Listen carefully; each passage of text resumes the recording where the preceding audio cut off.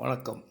டாஸ்மாக் வழக்கில் 1700 கோடி ஊழல் நடந்திருப்பதாக இடி அமலாக்கத்துறை கேஸ் ஃபைல் பண்ணியிருந்தாங்க.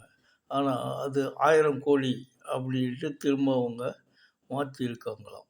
உண்மை மட்டுமே எடுத்துச் சொல்வதாக உச்சநீதிமன்ற நீதிபதி டிஆர் கவாய் கூறியிருக்கிறார்.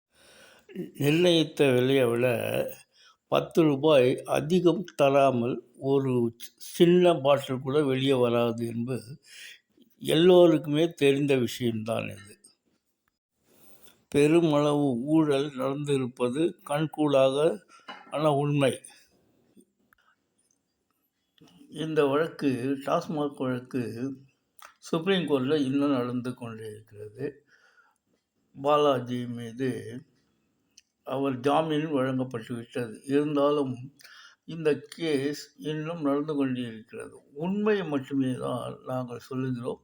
யாருக்காகவும் எதிராகவும் நாங்கள் எந்த விமர்சன கருத்துக்களையும் சொல்லவில்லை என்று உச்சநீதிமன்ற நீதிபதி டிஆர் கவாய் கூறியிருக்கிறார்.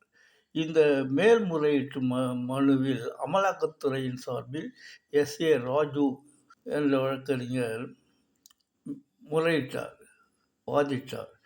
இந்த சுப்ரீம் கோர்ட்டில் வழக்குகள் விசாரணை மற்றும் தீர்ப்புகள் கீழ்கோர்ட்டு வரையும் ஊடகங்கள் மூலமும் பரவிக்கொண்டிருக்கிறது அப்படின்னு சொன்னார். அதற்கு தான் இவ்வாறு மேல் கண்டவாறு கவாய் கூறியிருக்கிறார்.